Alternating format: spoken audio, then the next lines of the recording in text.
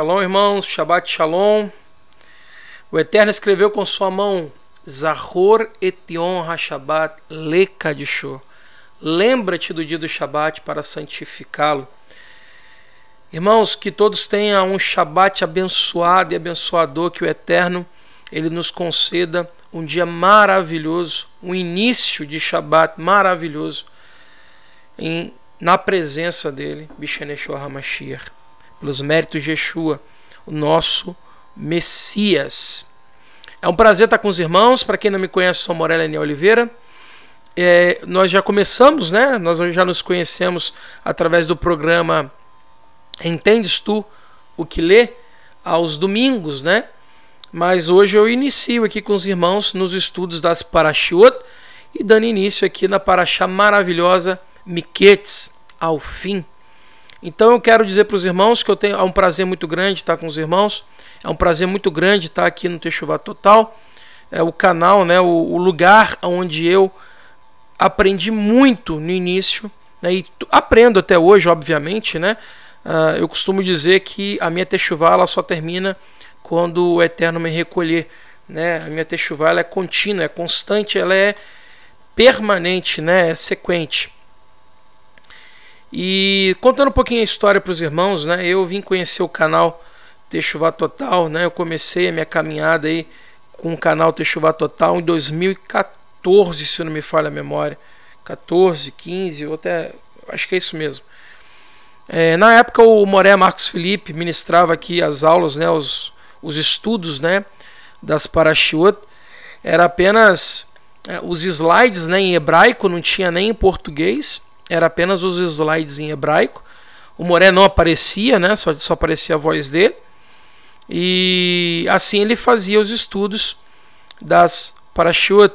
Então quem queria estudar tinha que ficar bem atento mesmo, né? Prestando atenção ali, ouvindo cada coisa que ele estava falando, cada coisa que ele estava ministrando, ensinando, para poder aprender, né? Baruch Hashem, hoje nós temos mais tecnologia, nós temos mais condições. Hoje nós temos aí, né?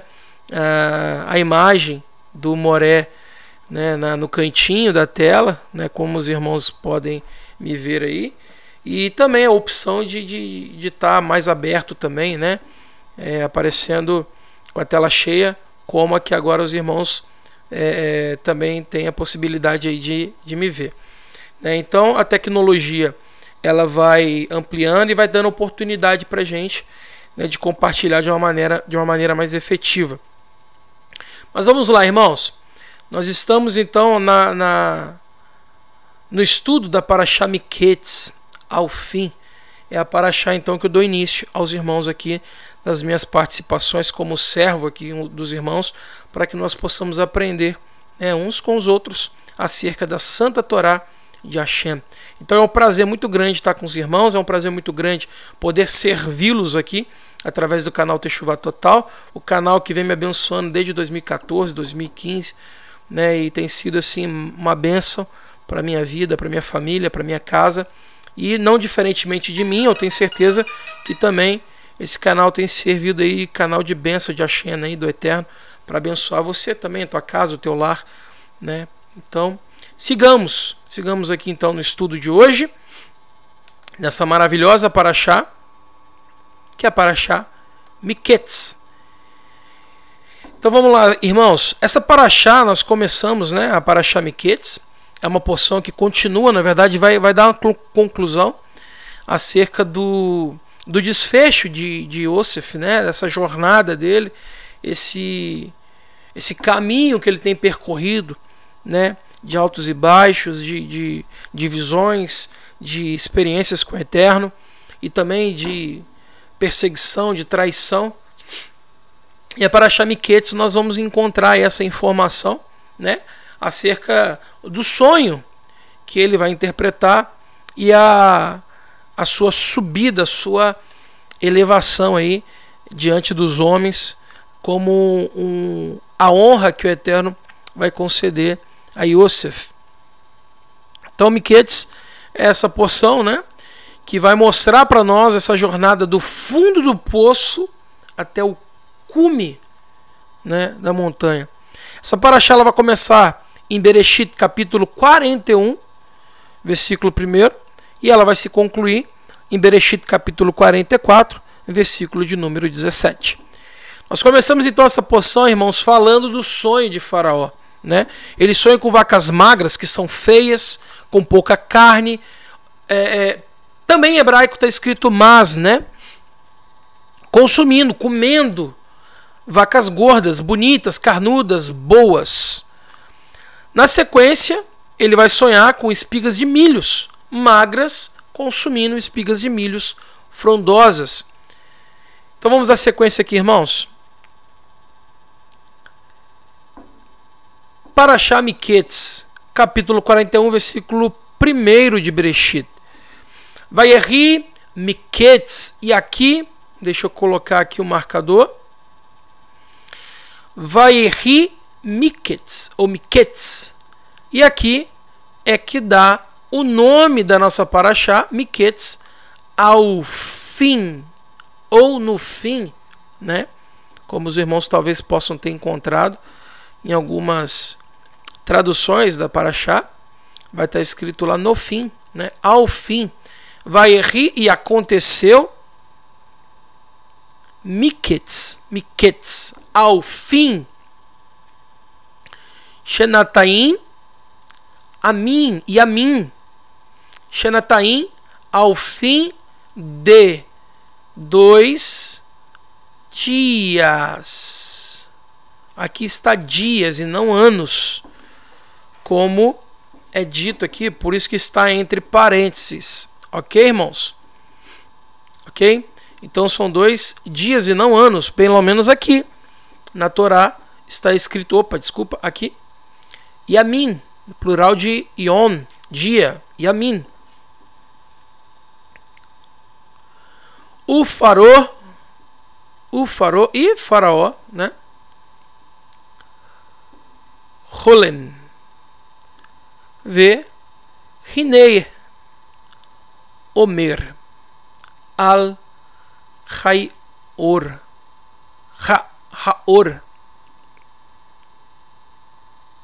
Haor. Desculpa, irmãos. Haior, ok? Perdi aqui o... tá, achei. E subiram do rio 7 vacas bonitas à vista e cheias de carne, e pastavam no pântano. Verraie min Haior. E subiram do rio, né? Do Nilo, 7 vacas. Uma coisa interessante, irmãos, é que a Torá, ela está mostrando o Nilo, o rio.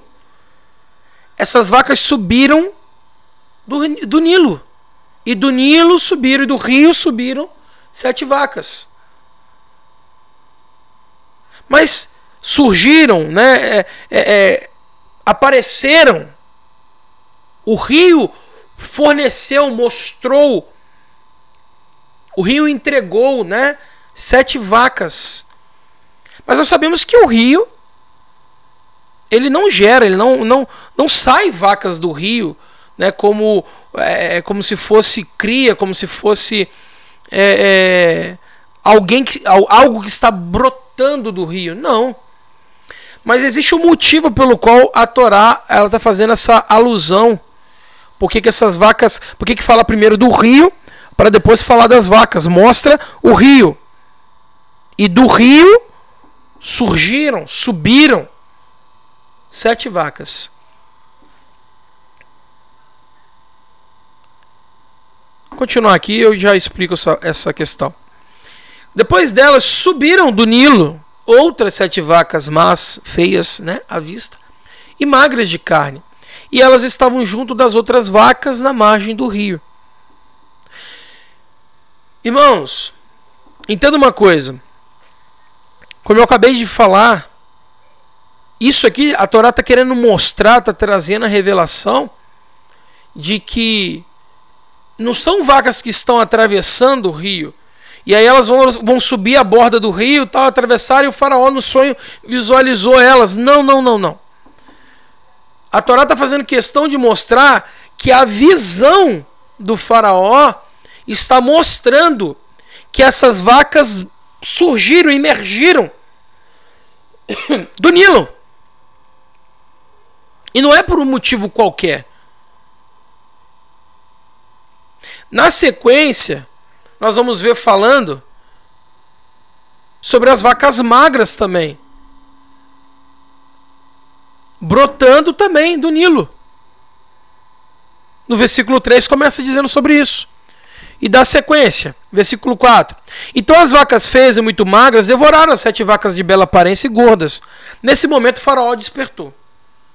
Ok. Então, aqui é o primeiro sonho, a primeira visão, o primeiro entendimento. Mais tarde, ele voltou a dormir e sonhou pela segunda vez. 7 espigas de grãos, cheias e maduras, cresciam de um único talo. Ok? E aí é o seguinte, irmãos.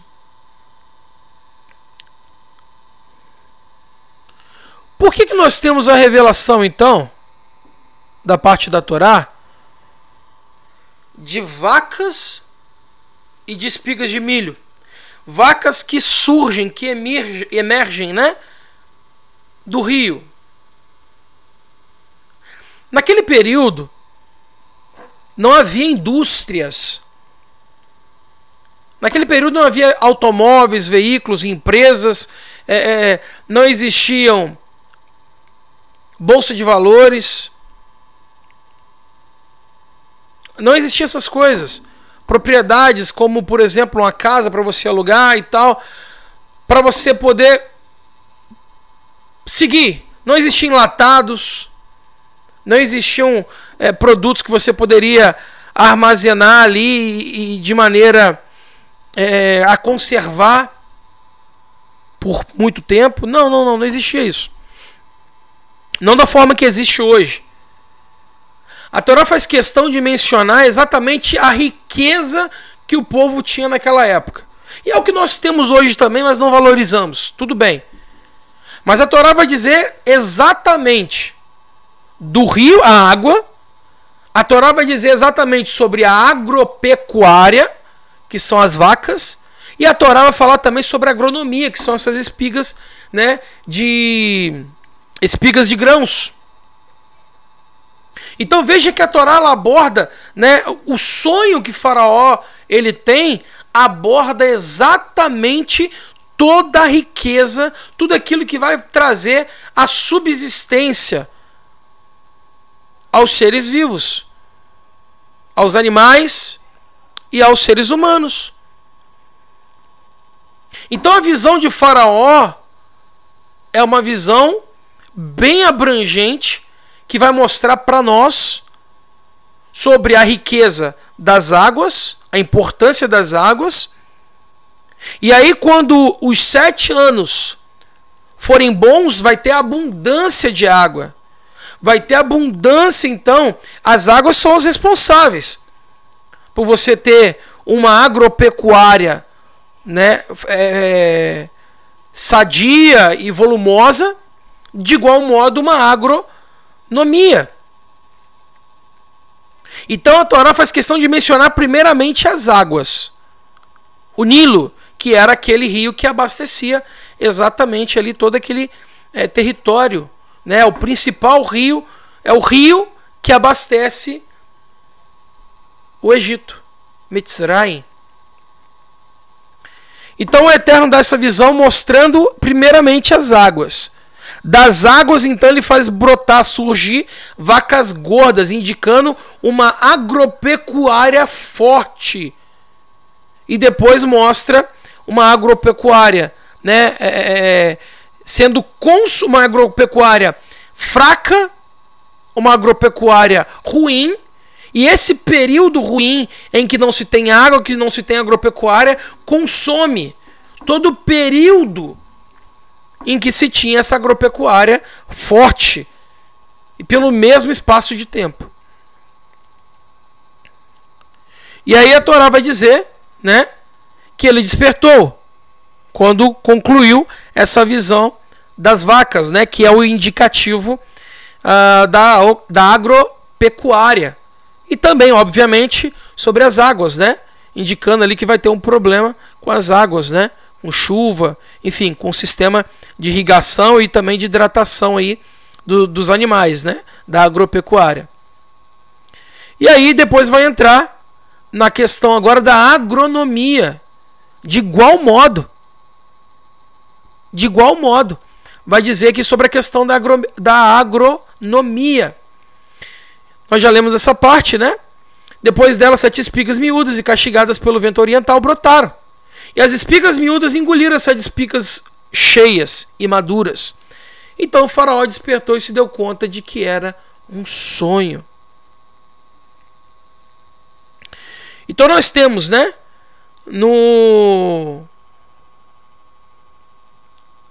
Nos sonhos de Faraó, nós temos as informações das águas, Maim.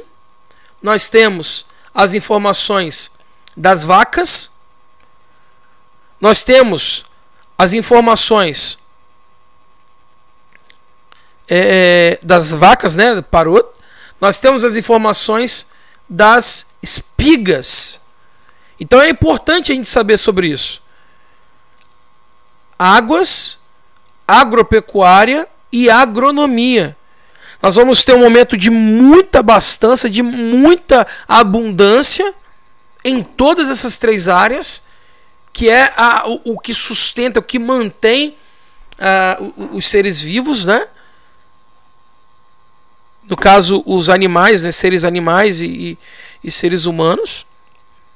E depois nós vamos ter 7 anos de uma seca absurda. E, obviamente, aquele momento, aquele tempo, aquele período de abastança, aquele período de abundância será consumido, devastado pelo período de seca, pelo período de perda, né? Então, olha como que a Torá ela é fantástica em trazer essa informação no sonho de Faraó. Continuando, irmãos.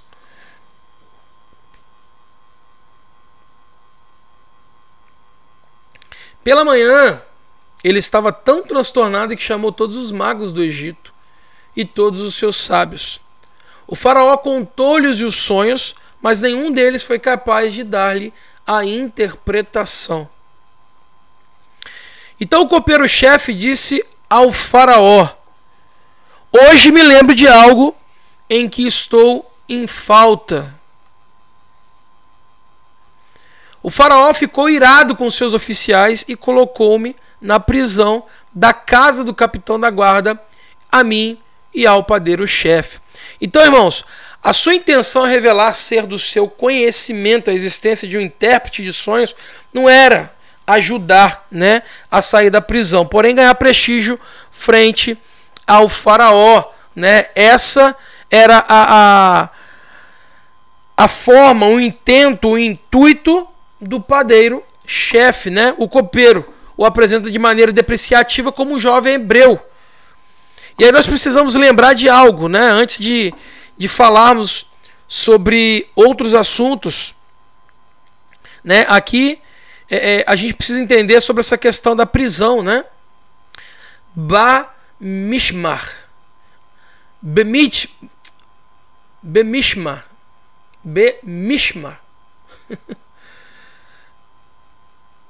Na prisão, irmãos, essa prisão ela não era um lugar como nós imaginamos a prisão de hoje, né? Onde o prisioneiro fica lá com a mão amarrada ou com a mão suspensa. Não, era uma casa, né, onde eles eram abrigados e ali eles não poderiam sair, eles eram escravos, servos dentro dessa casa, né, do padeiro-chefe, né, do copeiro. Então, ele fez questão de dizer, né, ele vai fazer questão de dizer de que se trata de um hebreu. Mas por quê? Vai falar logo mais à frente, né? Por que se trata de um hebreu? Por que ele fez questão de dizer sobre ser... Ah, não, ele é um hebreu. Porque os hebreus, eles eram alguém que não era bem querido, não era bem quisto no meio dos egípcios. Até porque os egípcios eles tinham uma questão de serem lisos, não tinham barba, né? Não usavam cabelo como nós usamos, né? Os egípcios, eles eram lisos, eles faziam a sua depilação até porque eles tinham medo, né, dos piolhos. Eles entendiam ali os piolhos como, né, deuses, né? Entendiam os piolhos ali como uma maldição dos deuses. Então eles faziam ali a sua raspagem, a sua depilação, ficavam o pouco pelo, né, o pouco de cabelo que eles tinham, eles faziam ali a sua depilação. Versículo 11. Certa noite, eu e ele tivemos sonhos, e o sonho de cada um de nós possuía um significado específico. Estava como um jovem, um hebreu, um servo do capitão da guarda, e nós lhe contamos os nossos sonhos. E ele deu interpretação para cada um de nós separados. Aqui nós estamos falando exatamente, né, sobre a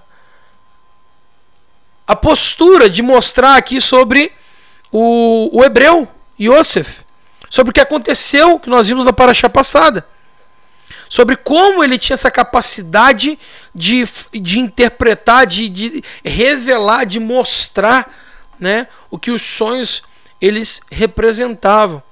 Então começou a se dizer, porque o faraó não encontrou nenhuma revelação que lhe acalentasse o coração, que lhe acalmasse a alma. Todas as interpretações eram bajuladoras. Falavam sobre o ser, sobre a pessoa faraó. E é interessante que a Torá, ela não menciona o nome do faraó, né? Não menciona em momento nenhum o nome de faraó.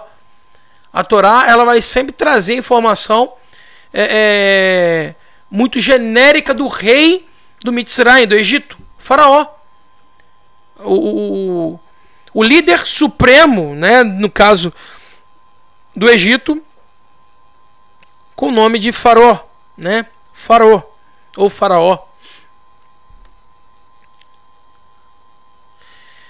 E aconteceu exatamente como ele havia interpretado. E eu fui restaurado ao meu ofício, e o outro foi enforcado. Aqui está falando exatamente do que aconteceu com essas figuras, né?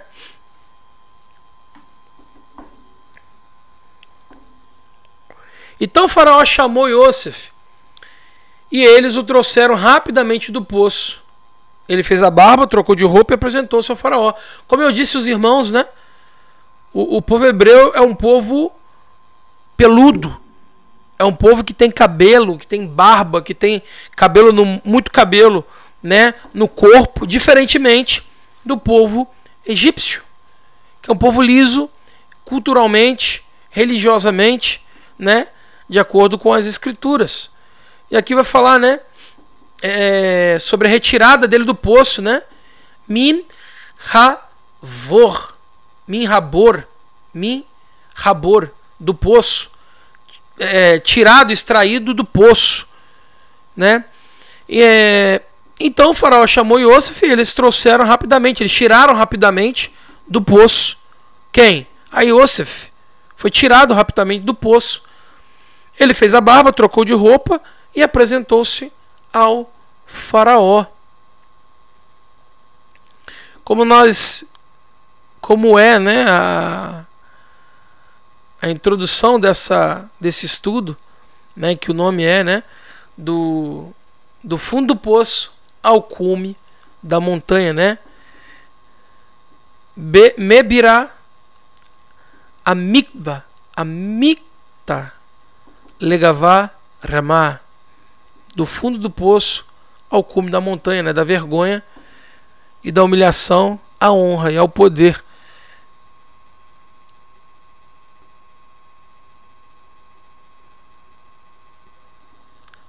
Lá em Bereshit, capítulo 37, versículo 28, vai estar falando exatamente sobre isso, né? Que passavam homens midianitas, negociantes, e tiraram, fazendo subir Yosef do poço, né? Min Havor.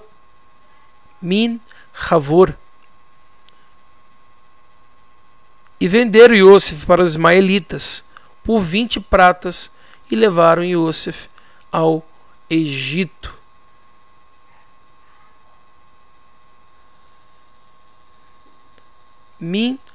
Mitzraima. Aqui está falando a forma feminina do Egito, né? Mitzraima. E aí essa expressão, né, sobre a tirada, né, do fundo do poço ao cume do monte, né? Mebirá, a mikva, a miktav, le gavá ramá, mebirá, a mikta, a mikta, le gavá ramá, do fundo do poço ao cume do monte. Mebirá, a mikta, le gavá ramá. Baruch Hashem. Verso 15. O faraó disse a Yosef: tive um sonho, ninguém é capaz de interpretá-lo. No entanto, ouvi falar a seu respeito que você é capaz de interpretar os sonhos das pessoas. É interessante, irmãos, que ao contrário dos sonhos de Yosef e dos serventes do rei, que tratavam do futuro pessoal de cada um deles, como eu disse para os irmãos, o sonho do faraó, ele se relacionava ao futuro do Egito, cuja economia girava em torno de dois eixos, agricultura e pecuária, como eu falei para os irmãos. E na verdade, naquela época, tudo se baseava em torno disso. Mas primeiramente a gente tinha a questão da água. Porque se você não tem água, você não tem nem agricultura, nem agropecuária. Não tem nem agricultura, nem agropecuária. Você não tem agro. Então o sonho, ele deixou o faraó perturbado. Porque no mundo antigo, os sonhos eram tidos como uma visão do futuro.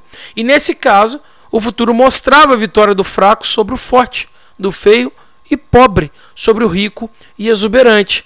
E é interessante que o faraó, ele tem domínio sobre todas as coisas. Deixa eu colocar para mim aqui. O faraó, ele tem domínio sobre todas as coisas. Ele é o poderoso. É ele que manda.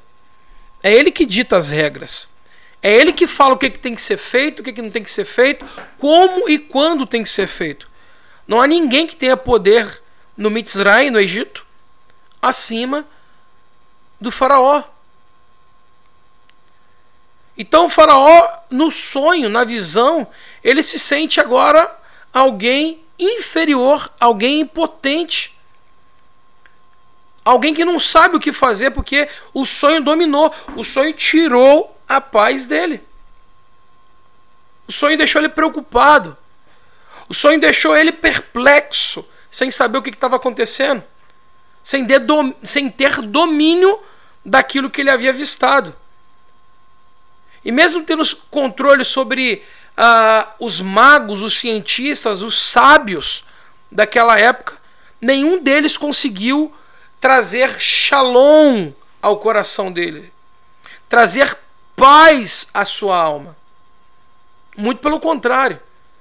A cada tentativa de interpretação, isso deixava ele mais inconformado, deixava ele mais perturbado, deixava ele mais perplexo.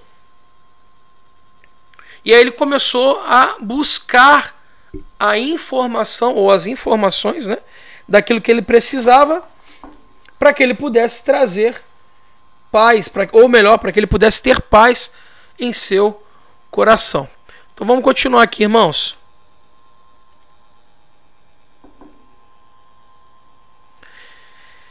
Então, nós vamos ter uma clara diferença entre o Yosef do capítulo 37, versículo 6 e 37, versículo 9, né, quando ele mesmo teve sonhos e contou aos seus irmãos e aos seus pais, né? Nesse momento ele coloca então todo o crédito em Elohim. Naquele momento ele quando garoto, né, quando mais jovem, sem ter passado pelas tribulações, pela humilhação, pela perseguição, pelas mentiras que sofreu, sendo sustentado ali pelo seu pai, acobertado pelo carinho, pelo amor do seu pai, querido, amado pelo seu pai, em detrimento aos seus irmãos. Então ele se apresenta os teus sonhos, né, de maneira um tanto quanto arrogante. Mas agora não. Agora ele vai se mostrar, vai se apresentar de uma maneira humilde, de uma maneira servil, de um modo a apresentar, a colocar de fato todo o mérito ao Elohim que ele serve, ao Eterno que ele serve. Então, versículo 16.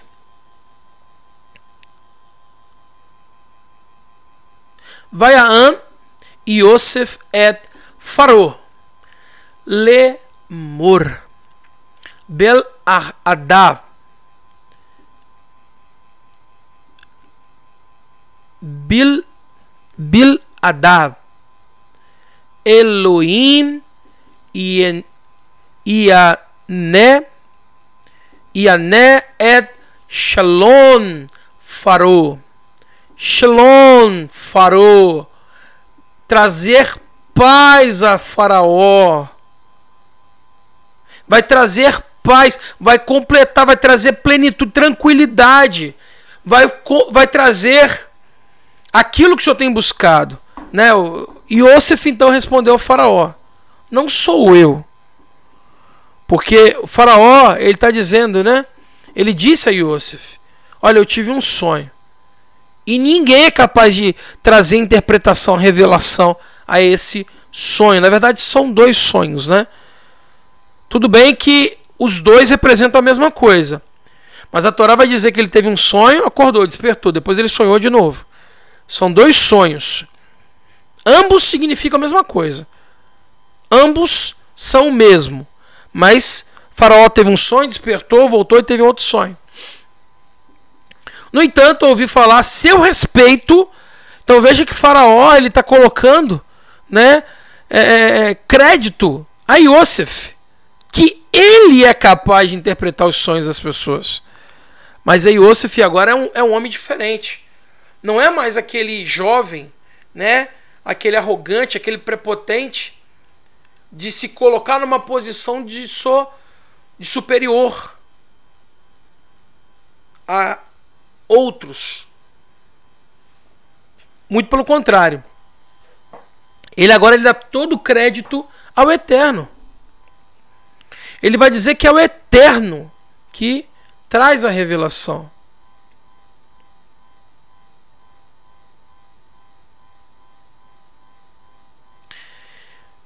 Biladav Elohim Ya'ane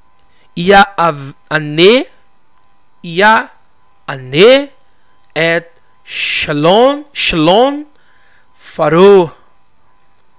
Então é o Eterno que vai conceder ao Faraó a resposta que trará Shalom, completará, trará do início ao fim, Shalom, do começo ao final, vai preencher toda a lacuna. É o Eterno que vai fazer isso. Ele está dizendo: olha, não sou eu sou apenas um tubo, um canal. Quem vai fazer de fato é o Eterno. Quem vai trazer paz ao teu coração, ô Faraó, é o Eterno, bendito seja o nome dele. É o Elohim dos meus pais. É o meu Elohim, Elohim dos meus antepassados, que trará plenitude de paz à tua alma, ao teu coração, ao teu ser, Faraó.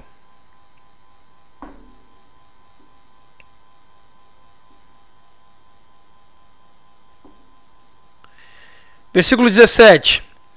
O Faraó disse a Yosef: em meu sonho eu estava em pé à margem do rio. E subiram do rio 7 vacas lustrosas e gordas, e elas começaram a pastar a relva do pântano. Depois disso subiram mais 7 vacas feias e muito magras. Depois eu corrigi para os irmãos aqui, tá multo multo aqui, depois eu coloco muito, tá? Muito magras. E nunca vi vacas tão feias em toda a terra do Egito. Então as vacas magras e feias devoraram as primeiras 7 vacas gordas. No entanto, depois de devorá-las, ninguém podia dizer que elas as haviam comido, pois continuavam feias como antes. Nesse momento eu acordei. Note que o faraó está fazendo menção da mesma forma que a Torá já havia mencionado, né? Então a Torá ela faz questão de trazer, né, essa repetição para que a gente possa fixar essas informações na nossa mente. O conteúdo ele seja fixado, ele seja bem martelado, né? Entretanto, sonhei outra vez e vi 7 espigas de grãos, cheias e maduras, crescendo de um único talo. Depois disso, brotaram 7 espigas miúdas, castigadas pelo vento oriental. E as espigas miúdas engoliram as 7 espigas maduras. Contei isso aos magos, mas nenhum deles pôde explicá-los para mim. Iosef disse ao faraó, né? Vaiomer Iosef el faraó Halon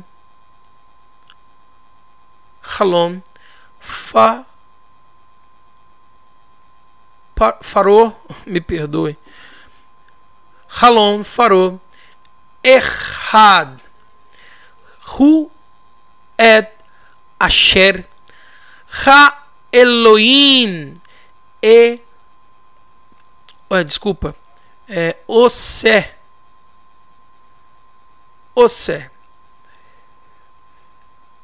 Higid le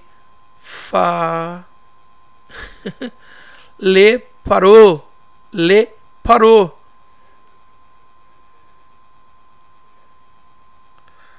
Iosef disse ao faraó: os sonhos do faraó são os mesmos. Elohim avisou ao faraó o que ele irá fazer. As 7 vacas boas são 7 anos. E as 7 espigas de grãos bons são 7 anos. Os sonhos são os mesmos. Irmãos, aqui ele está trazendo essa conjunção, né? Ele está trazendo essa junção de informações. São sonhos distintos que o faraó teve? Ok. Só que a revelação, o entendimento, a interpretação, aquilo, a mensagem que o Eterno quer passar, ela é uma só. Ela é compilada em uma só. O que o Eterno está trazendo é a revelação. E o Eterno traz a revelação, né, de acordo com Berahot, né, 55, no Talmud, vai dizer que há 3 condições que o próprio Eterno proclama: a fartura, a fome e um bom líder. A saber, a Mashiach. Há 3 coisas que o Eterno proclama: a fartura, a fome e o Mashiach. E um bom líder. Nesse caso, Iosef. Nesse caso, Mashiach e Iosef. O mensageiro, o enviado, né? O ungido, o separado, para poder conduzir o povo do Eterno. Para poder direcionar o Eterno com uma boa governabilidade, uma boa governança. Iosef.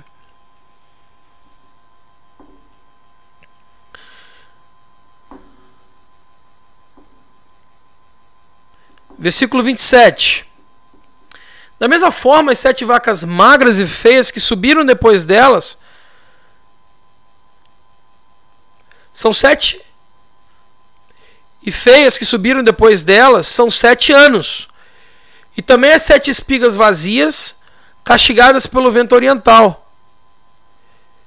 Esses serão 7 anos de fome. E aqui ele começa a trazer o entendimento, a compreensão sobre o que há de acontecer ali no Egito, no Mitzrayim. Não apenas naquele lugar onde o faraó habita, mas todos aqueles povos que dependem do Mitzrayim, dependem do Egito. Versículo 28. Eis que digo ao faraó, Elohim mostrou ao faraó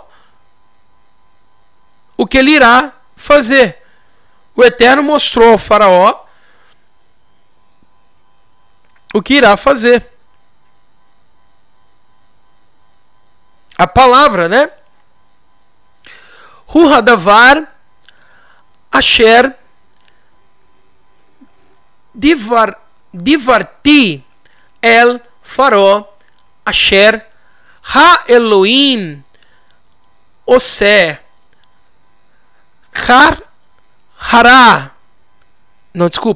herá et faraó.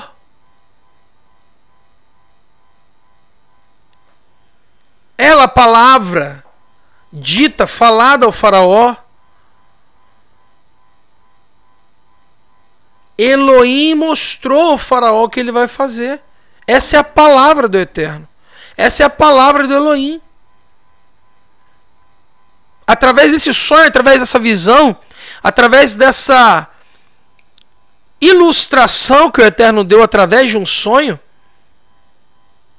a palavra do Eterno é que serão 7 anos de abundância, em que se terá muita água, que a agropecuária vai ser absurda, tamanha sua prosperidade, e também a agronomia, de forma avassaladora, de tão boa, tão bela, tão formosa que será. Durante 7 anos, nunca se viu tamanha abastança. É o que está dizendo também no versículo 29, né? Eis o significado, haverá 7 anos de fartura em toda a terra do Egito. Essa é a palavra do Eterno. Uma fartura sem igual, durante 7 anos. Essa é a palavra do Eterno para você. Continuando. Mas depois disso haverá 7 anos de fome. E o Egito se esquecerá de toda a fartura dos 7 anos iniciais. A fome vai consumir, vai tragar a vaca, tragando a vaca gorda e boa, tragando a vaca magra. A espiga gorda, forte, frondosa, tragando, ao contrário, me perdoa, a espiga fraca, a vaca magra, a vaca seca, a vaca feia, tragando a vaca boa, a vaca gorda, a vaca frondosa. E a espiga magra, seca, feia, tragando a espiga gorda, a espiga frondosa. E isso vai cair no esquecimento, como é de padrão, né? O ser humano tem essa tendência, né? E a fartura não será conhecida na terra por causa da fome. E a fartura não será conhecida na terra por causa da fome que se seguirá. Pois isso será muito terrível.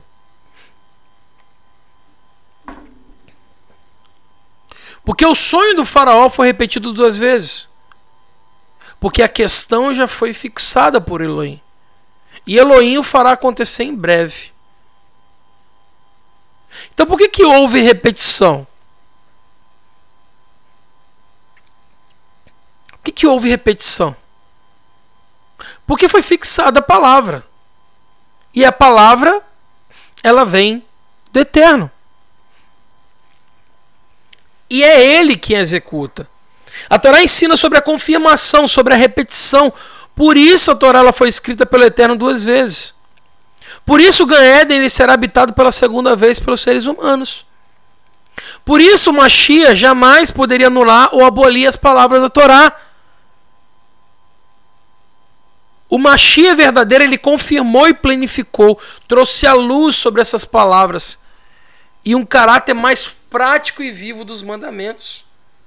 Ou seja, Mashiach, ele trouxe uma informação, trouxe a expressão da Santa Torá viva através da vida dele. Por que ele é a Torá viva? Porque ele colocou em prática na sua própria vida a aplicação da Torá. O Eterno sempre repete, ele dá sempre uma segunda oportunidade, ele sempre mostra. Duas vezes, como aconteceu no sonho do faraó, mostra a primeira vez, mostra a segunda vez. A informação é a mesma, só que ele faz questão de trazer a completude, ele faz questão de trazer a plenitude todo, para que a gente possa entender, para que a gente possa compreender, para que a gente possa juntar os pontos e não ficar nenhuma lacuna. O Eterno determina o seguinte, por exemplo, cabe ao homem morrer uma única só vez e após isso vem o julgamento. Está lá em Hebreus 9, 27. Mas cabe ao homem de fato morrer. Cabe ao homem morrer e voltar, retornar ao pó, conforme o Eterno determinou em Bereshit. E aí o Eterno determina o seguinte, que por conta da transgressão do ser humano, é importante, é necessário que o ser humano passe por um processo de renovação, de restauração. O ser humano vai precisar ir para o pó para depois se levantar. Com Hametim, né? Se levantar dos mortos, ressuscitar, ressurgir. Então veja, para que depois ele possa enfrentar o julgamento e ir ou não para a vida eterna, para o Olam Rabá, viver novamente.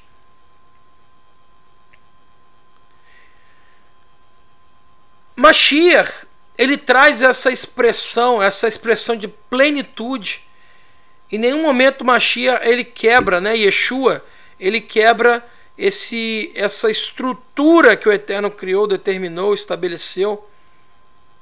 Muito pelo contrário, ele se expõe e se coloca como um servo.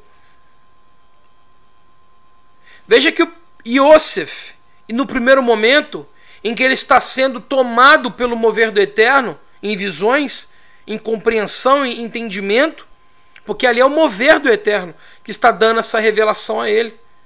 Ele tem a visão, e não obstante a visão, ele também tem a interpretação, o entendimento. Ele compreende, só que ele usa desse entendimento de maneira arrogante, de maneira prepotente. E ele faz questão de se colocar acima até mesmo daqueles que ele deveria demonstrar sujeição, submissão, serviço. Agora, depois de ter passado por todo aquele, por ter sido moído pelas adversidades, moído pelas provações que ele enfrentou, moído pela traição familiar, moído pela mentira, esmagado por começar a apresentar ali, né, a sua fidelidade, o seu serviço, e ele ser traído, ser injustiçado, ser esquecido. Foi esquecido, até mesmo por aqueles que disseram, que lembrariam dele: olha, só não se esquece de mim, não se esquece de mim. Eu não vou me esquecer de ti, na verdade, né? E ele é esquecido, mas depois é lembrado, porque o Eterno promove a justiça, e os comentaristas da Torá vão dizer, por exemplo, de que é possível que o faraó teve esse mesmo sonho diversas vezes, mas quando acordava não se lembrava do sonho. Ele tinha um sonho e quando despertava não se lembrava do sonho. Até que chegou um momento dele lembrar do sonho. E ele teve o sonho, despertou e se recordou do sonho. E o momento em que ele se recorda desse sonho é justamente para poder fazer justiça com Yosef. Porque Yosef agora já estava preparado. Porque agora Yosef não teria glória para si, como poderia ter há 2 anos atrás, há 2 dias, como diz a Torá, né? Atrás. Mas agora ele não se coloca como alguém capaz, alguém competente. Não, ele deposita essa competência, essa capacidade ao Eterno, bendito seja Ele. Ele disse, olha, Faraó, não sou eu que vou trazer a interpretação, eu não tenho essa capacidade, eu não tenho essa competência, isso não é meu, isso não vem de mim, isso vem do alto, isso vem do Eterno, isso vem de Elohim. É Ele que vai trazer a competência, é Ele que vai trazer a capacidade, é Ele que vai dizer, através da sua davar, da sua palavra, aquilo que o Senhor tem que fazer, o entendimento, a compreensão. É o Eterno que vai dizer, é o Eterno que vai fazer. Foi Ele que te deu o sonho e é Ele que vai trazer o entendimento. Foi Ele que deixou tua alma aflita, o teu coração aflito, o teu ser aflito, e é Ele que vai trazer a plenitude, a shalom para ti, que vai preencher todas as lacunas do início ao fim, do Aleph ao Tav. Então nesse momento a gente vê um Yosef totalmente diferente, um Yosef maduro, um Yosef servo, adorador, porque adorar é prestar um serviço, culto. Então agora ele adora o Eterno, ele serve ao Eterno, ele coloca o Eterno no centro, no coração da coisa. E ele mostra, olha Faraó, isso não é sobre mim nem sobre ti. Eu estou parafraseando, por favor não me entendam errado, tá? Não está escrito na Torá dessa forma, tá bom? Parafraseando, é como se Yosef estivesse dizendo para o Faraó o seguinte, olha, Faraó, não é sobre mim e não é sobre ti. Isso é sobre um plano, sobre um propósito que o Eterno tem. E esse propósito, ele se cumpre a partir do momento em que eu e você, eu e o Senhor, nós nos posicionamos como alguém carente da vontade dele, carente das revelações que ele pode trazer. Porque se não for ele a trazer essa revelação, esse entendimento, nós teremos esse período de abastança, esse período de abundância, mas ele vai ser esquecido. E quando os 7 anos vierem, nós seremos consumidos pelo período nós seremos consumidos pelas vacas magras e feias e pelas espigas feias e magras. Então, é o Eterno, bendito seja o nome dele, ele que é o canal, a chave para que a gente possa sair dessa situação. E através da revelação que ele trouxe, através do entendimento que ele trouxe. Então isso faz com que Yosef ele seja transicionado do período de vergonha, do fundo do poço, até o cume do monte. Essa humildade, esse entendimento de saber reconhecer quem é o Eterno e quem é Ele. Quem é o Eterno e quem somos nós. É isso que nos faz olhar numa perspectiva diferente, tocar algo diferente, experimentar coisas diferentes. É quando nós de fato reconhecemos quem é o Eterno e o que o Eterno pode fazer. Veja que meio a toda circunstância, toda adversidade, né, que Iosef passou, ele não colocou a culpa em Hashem. Ele não colocou a culpa no Eterno. Ele não se revoltou contra o Eterno. Muito pelo contrário. Ele sabia que era o Eterno que estava conservando a vida dele. É o Eterno que deu os devidos livramentos a ele. E foi o Eterno que promoveu essa circunstância dele ser posto diante do faraó para poder trazer uma informação, para trazer a revelação. Porque todos os sábios, todos os cientistas, todos os magos que faraó tinha, todo o poder que faraó tinha, não foram capazes de trazer shalom ao coração do faraó. E foi necessário trazer alguém lá do calabouço, da prisão, da escravidão, para poder trazer uma revelação até faraó. Então, Iosef, ele sabia quem ele era, se posicionou como alguém humilhado, e por isso o Eterno o honrou. Bendito seja o nome do Eterno. Bendito seja o Eterno, justo e fiel em todo o tempo. Irmãos, amanhã a gente retorna. Deixa eu voltar aqui no slide. Amanhã a gente retorna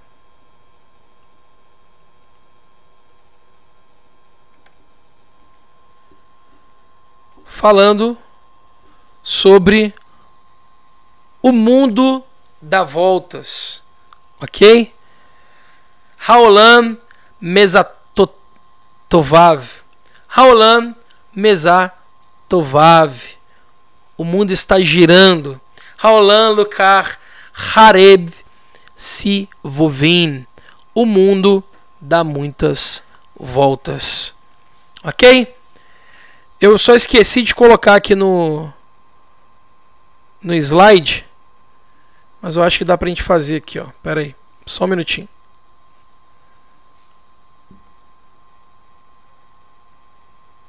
Não vai dar não. Vai ser muito slide. Citar aqui a Birkat Kohanim. Vamos encerrar citando, né, recitando aqui a Birkat Kohanim. Yevarechecha Adonai veishmerecha. Yair Adonai panav elecha vihuneka. Issa Adonai panav elecha veyasem lecha shalom. Amém. Que o Eterno te abençoe e te guarde, que o Eterno resplandeça o rosto dele sobre ti, tenha misericórdia de ti, que o Eterno sobre ti estabeleça sua presença e lhes conceda a plenitude de paz, a sua shalom, B'Shem Yeshua HaMashiach, Elohim Melech Neman, pois Elohim, o nosso Deus, é Rei fiel. Que o Eterno te abençoe, boa noite e a gente se vê amanhã com a permissão do Eterno B'Shem Yeshua HaMashiach.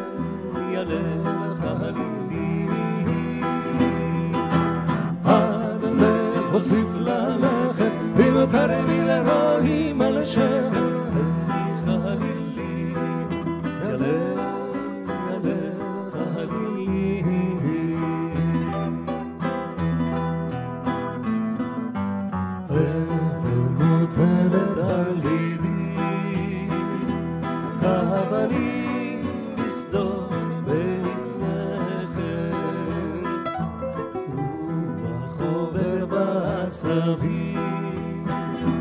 הנפנה אדרי ללכת. אי שם בסוף הדרך, אל תחכי עד רדת הערב, אי חלילי, ילה, ילה לך חלילי. אל תחכי להלך, עם הלחם והמלח, אי חלילי, ילה, ילה לך חלילי.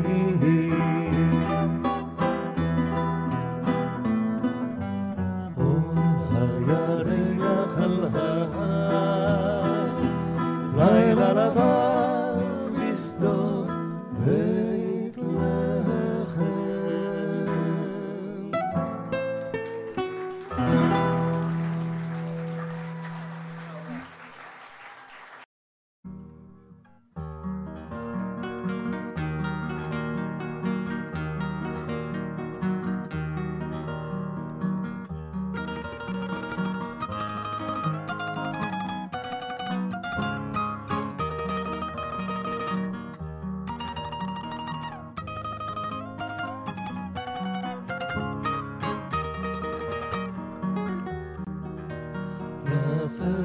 הקיץ ואיתו בהר הגלבוע, נשאר שאול הלחן איתו בהר הגלבוע,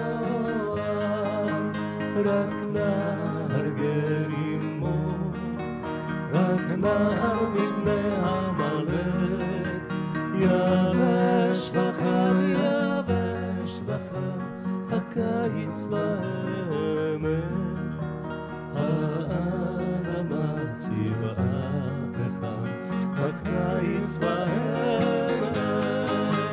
אולי היה שרב, אולי זו הייתה שעת שקיעה, אולי שקיעת זהב, כמו היום באותה שעה.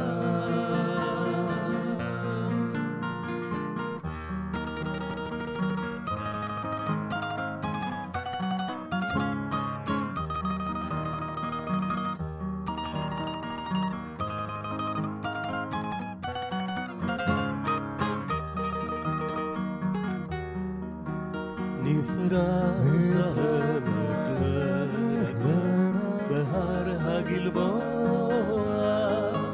היה הקיץ כמו עכשיו בהר הגלבוע, מנגד התבור בהר החרמון במרחב, כאילו לא עברו שנים בהר הגלבוע, אותם סלעים, סלעים שחונים בהר הגלבוע.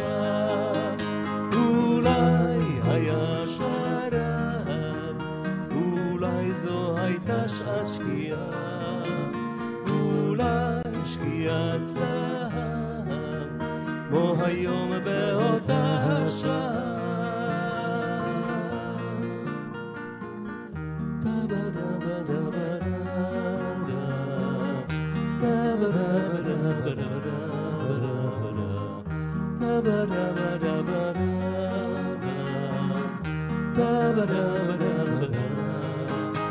אולי היה שרב, אולי זו הייתה שעת שקיעה, אולי שקיעת זהב, כמו היום באותה שעה.